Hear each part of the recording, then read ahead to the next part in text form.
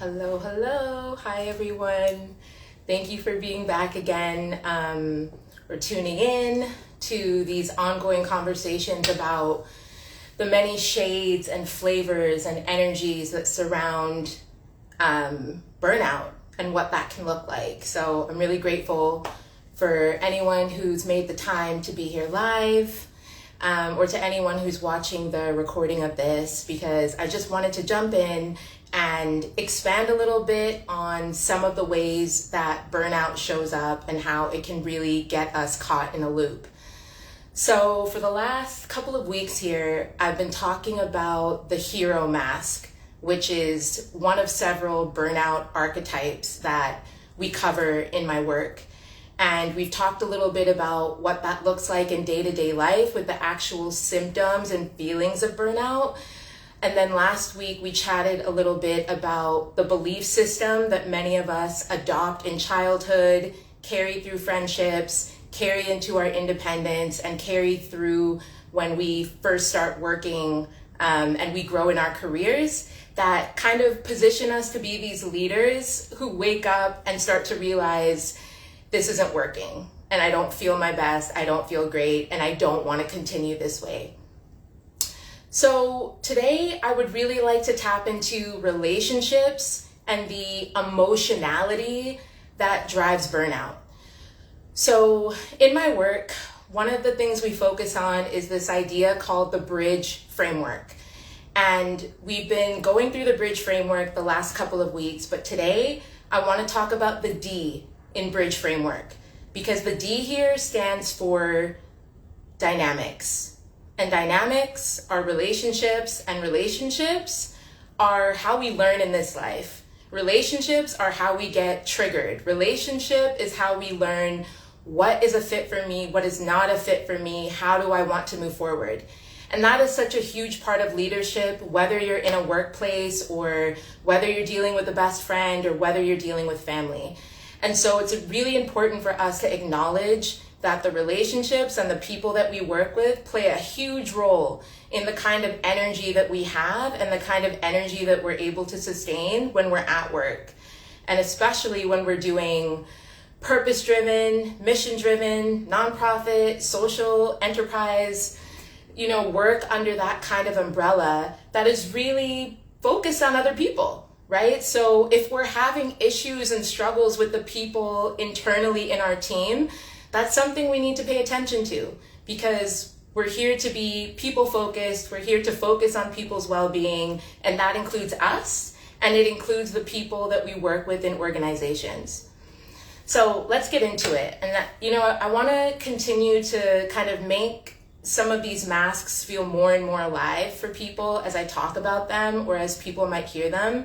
So today I want to kind of dive a little bit into polarity of the hero mask. So I'd love to share just a brief story of a time in my life when I had leaders who were wearing the hero mask and what that felt like to work with a leader who was very overstretched, very focused on performance and being excellent, and also kind of avoidant to working with other people, right? Because that kind of describes the hero mask in a nutshell. And then I'll also share a story where, I have definitely worn the hero mask before as well. And I'll dive a little bit into what the emotions felt like on both sides of that spectrum. So at a time when I was working in an organization that was very, very productivity driven, again, still in the social impact space, but a place that really prided itself on doing a lot, doing the most all the time.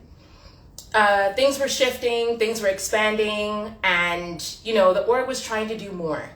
And so at a time when I got put into a new role, my new manager was someone who already led an entire department. They had an entire department under their purview and their focus, and now they were having work added on top. And needless to say, this poor soul, who was my manager at the time, had no bandwidth. They were trying to run an existing department. They were taking on new work in the name of productivity. We have to move fast. We got to go, go, go, go, go. And so as someone who was also coming in new under that team, I never saw this manager. I never got to speak to this person. And it was a very challenging time because I was also, leveling up and excited to be somewhere new. And I also needed support as a staff member, right? And just being on the receiving end of a person or a leader who's like, I don't have the space to give you time to help you do your work better so that we can all further the mission together. It was just such a huge disconnect. And I found it really frustrating being on that end of it. What's interesting here, and this only really clicked in today when I was thinking about going live, was that while I was also in that role, I also had team members I was responsible for. Some of them were in person with me, some of them were remote, some of them were much more junior than me. And I found that the stress of not getting support from my leader put me in an energy where, because I was also trying to prove myself in a new role, and I was trying to be that person who could really be a perfectionist and get everything done and have it be done to the nth degree, to the top tier, that I was really stressed out with my team. And even to the point where with my junior team member, my thought process was much more, I don't really want to have to engage with them and give them things to do and actually teach them how to do it in the way that I like, because I just don't trust them to get it done that way. And I'm just going to get frustrated, and I don't want to have to spend the time to nurture them and get them up to speed so that we can all perform better. Because I was so focused on, I'm in this go, go, go culture, and I'm absorbing that, and I'm also putting that pressure on myself, and now it's reflecting on the next layer in the organization. And it wasn't fun. Like, I remember working late nights. I remember just like constantly having pain in my back and being uncomfortable. I remember getting sick at least twice in the couple of months that I started that role. And I can safely say now that that was burnout, plain and simple, showing up and coming in to give me information and data about the kind of leader that I was being, right? And so I share these stories because emotions do play such a critical role in the work that we do. And we talk a lot about emotional intelligence and people wanting to be emotionally intelligent, but sometimes I think we confuse that with eloquent, clear, nice-sounding communication. Nice-sounding communication doesn't necessarily mean that you are emotionally intelligent. And it's really important for us to unpack that if we want to move beyond some of the discomfort that we experience in the workplace and these burnout loops and these burnout patterns.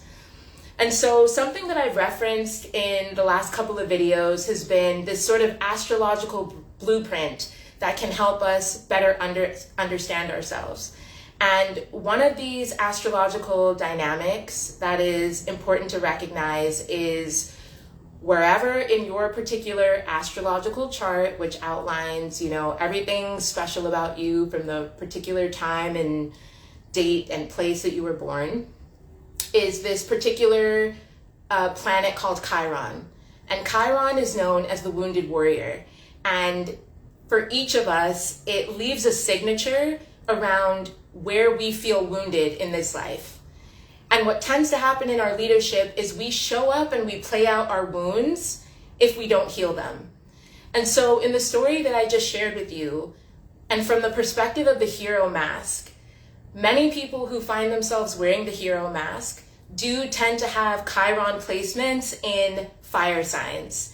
And what that can look like is the passion and the energy that a fire sign brings can also hold the energy of a deep sense of competition. And so you might notice this in people that you work with, or even in yourself, when you have this sense of it's all or nothing. I'm either going big or I'm going home. I'm not going to do something if there's a chance that I could lose, right? Or that I could fail. That mentality tends to be quite prominent in people who hold this kind of placement. As well, is often the idea and the feeling of isolating, of saying, you know what, I need to have control and full protection over the work that I'm doing, and I don't want any other people to touch it or to sully it or to impact the quality and the effectiveness of what I know I'm going for. So many people with these placements tend to also exhibit isolationist tendencies, which we've talked about before when it comes to the hero mask.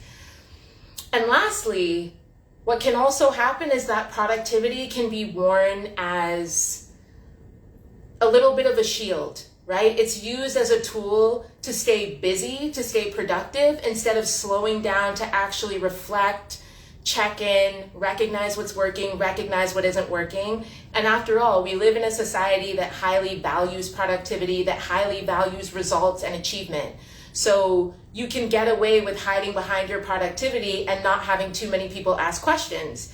In fact, people are probably going to pat you on the back and tell you you're doing a great job, even when you're using your productivity to mask or to hide, right? So very important to recognize these and to ask yourself, where have I seen that play out in my leadership? And I maybe didn't know what was going on, but this description helps. Or where have I maybe been that person on one of those stressful days, on a stressful project, who was pulling that kind of behavior?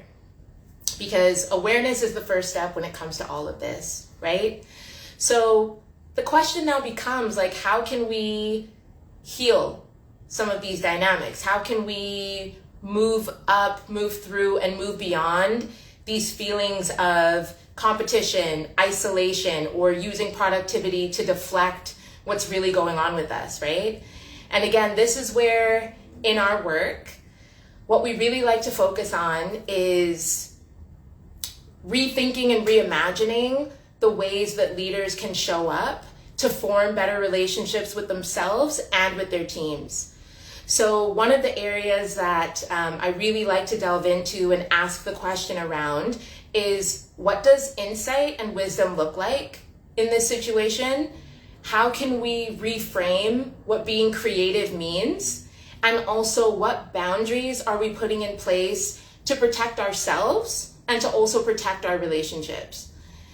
And this is so key, especially in places where people are all about, we're innovative, we're creative, we're moving the needle. Are you? Or are you hiding behind hyper competition, right? Are you hiding behind the competitive nature of individuals who are seeking their own personal glory? Are you hiding behind keeping people busy so that they don't really get the opportunity to check in and really reflect and ask if what they're doing is sustainable, right? So let's dive into this, because what's often said is that when we identify a problem, we've already identified the solution.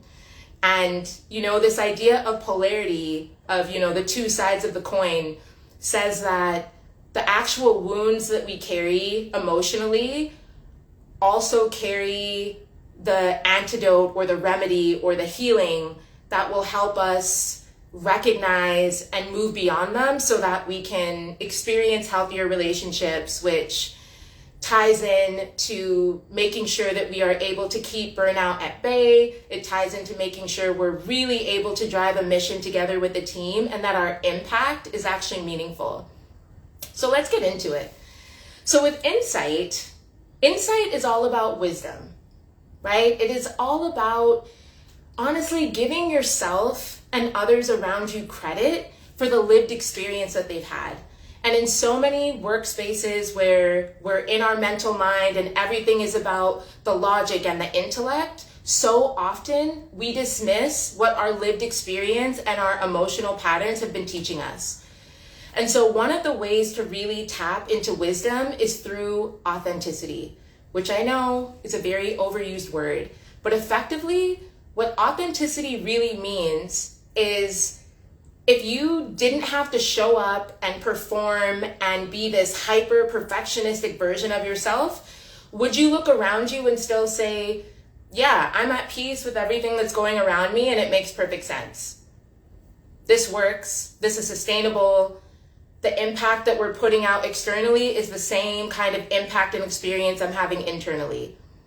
I would say that that's even a great place to start when it comes to asking yourself and navigating what authenticity means, right? And this is such a great place because you give yourself permission to make your own wisdom valid, right? If you know, wow, this is the 5th month in a row that I've been given an extra project that I don't have the bandwidth for, and because I'm wearing the hero mask, I'm just going to push through and keep doing it, and I'll just try and manage my stress and my symptoms. That's your wisdom. That's your lived experience. Own it, recognize it, accept it within yourself, because that acceptance of this has been happening to me, I've been participating in this, is a first step in being able to acknowledge what needs to change. So tap into that insight. Give yourself permission to let your voice matter as much as the voices of anyone else around you who's dictating the terms or who's offering you up work and you're just kind of smiling and nodding because of your potential need or sense of validation, right? So insight, that's our first one.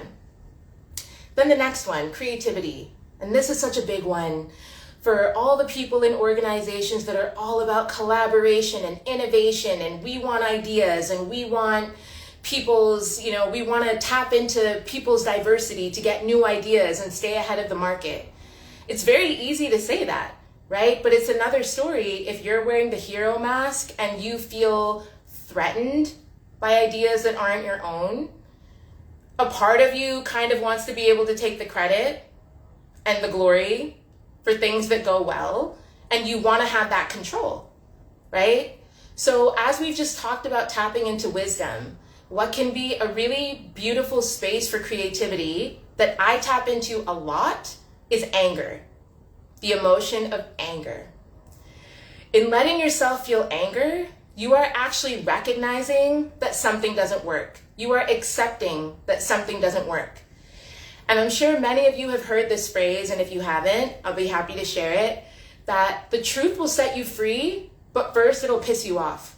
And I find that in so many moments of my career, it was the moments when I allowed myself to get really angry about things and really talk it through with myself about why I was angry, that it actually became the creative fire that made me say, what would I put here instead? What would I prefer? What would look better? What do I think needs to be here to help people not suffer or struggle so much? And again, it's funny because many mission-driven, purpose-driven organizations ask themselves this question all day when it comes to what they're doing in the external, right? Many social and community programs are built around this premise of we see a problem that's not being addressed, we feel some kind of way about it, and we're coming in to provide a solution. And yet, do we do that for ourselves? That becomes the question. So start paying attention to your anger because it's sacred, and it can become that creative spark that actually motivates you to say, actually, let's start creating around something that bothers me, something that I think doesn't work. And I'll be very honest with y'all right now. Me sitting right now on this live, me talking right now, me doing the work that I do has been born of so much anger and so many hard feelings around experiences that I had. And being able to take that in and say, how do I use this to create? Instead of using my fire to destroy, right? Instead of using words to hurt and harm, how do I actually take that creative fire and say, okay, what if I offered this? What if I made changes here? What if I made changes there? So start to revisit the idea of creativity in those terms from a place of how your emotions can inform you. And then lastly, we come to boundaries, which I know many of us struggle with, myself included.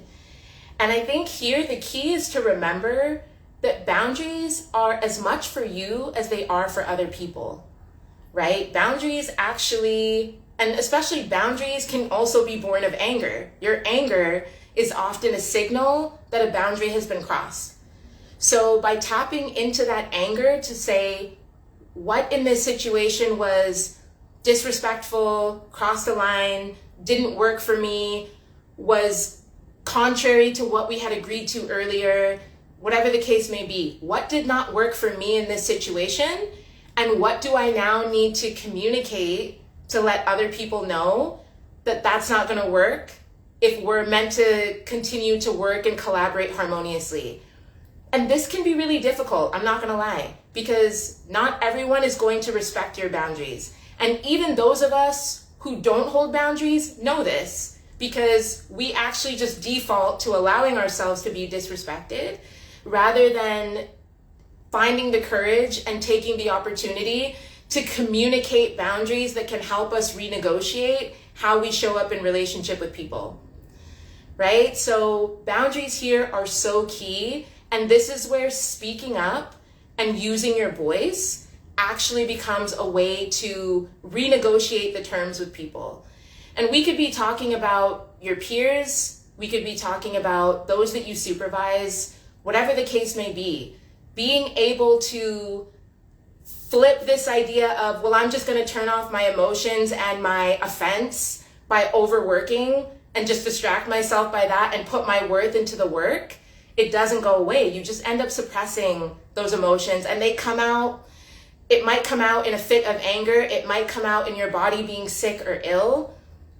It can manifest itself in so many different ways, which we talked about in the burnout loop a couple of lives ago, right? It can show up as mental fog, brain fatigue, where you're like, I'm just so overwhelmed and I'm so tired and drained from allowing my boundaries to be crossed all the time.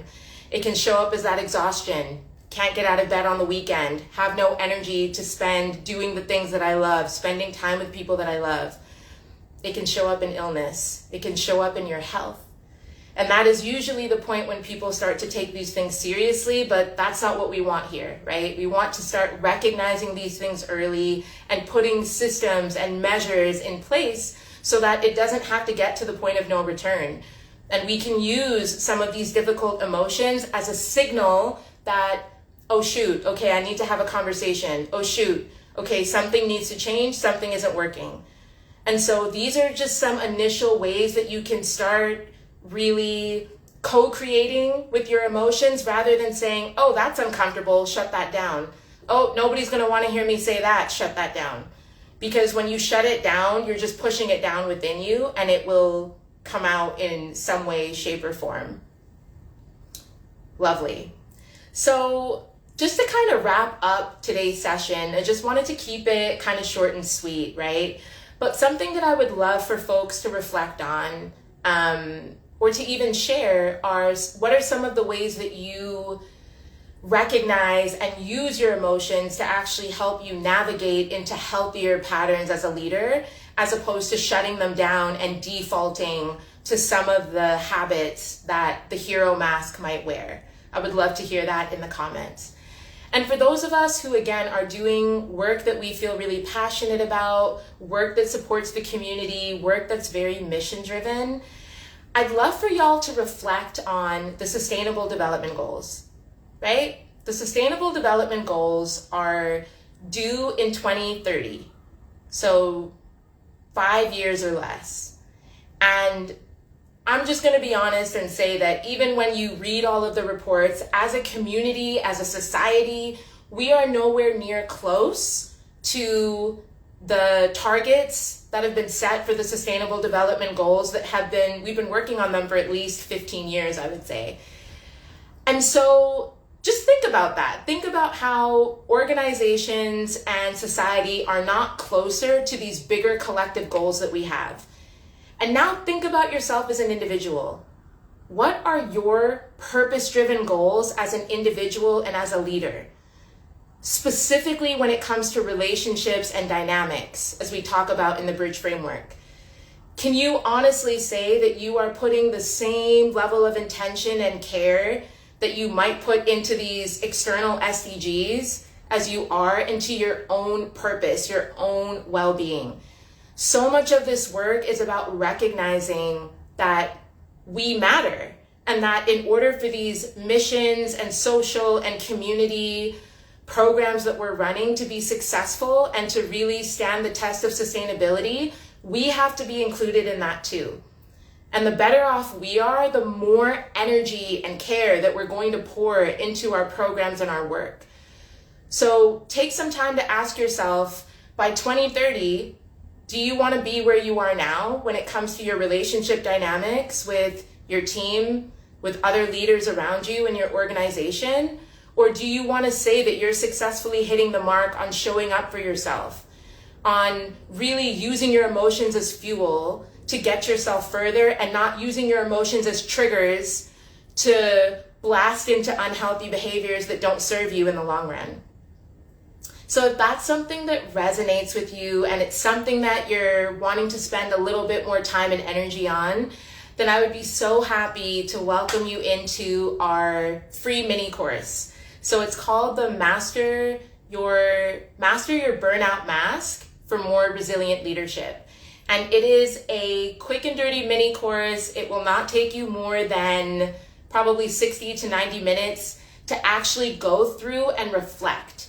It's the reflection piece that's key here, because once we start recognizing the ways we're showing up that don't serve us and how it's actually making things worse in the long run, even if in the short term, it just kind of allows us to move on to the next thing and not have to pay too much attention to what's really broken or what's not working. This is what's really key. So I invite you into that program. The link will be available in the video description or in the link in my bio. And I would be so pleased to see you in there, because this is really where all of this work and effort and energy starts, really beginning to acknowledge and recognize and see ourselves as people who are worthy of healthy relationship dynamics and people who have the tools and the language and the support to start shifting those dynamics so that we can fuel our purpose, we can cross that bridge from burnout into resilience, and we can lead for whatever is coming next in our careers. So with that, everyone, I will just take a few extra minutes in case anyone who's live right now just wants to throw anything into the chat or to ask any questions. But outside of that, I think I will probably call it a day today and just say a huge thank you again for everyone who took the time to listen in, who's listening to the recording, and a future thank you to those of you who are about to connect with the free mini course. So really looking forward to that. And if you're watching this on any platform, you'll have all my details. If you want to reach out and get more information about how to work with me, I would be delighted to work with you. And yeah, just thank you so much to everyone who's in here. And I hope you have a great rest of your evening, and I will see you soon. Bye.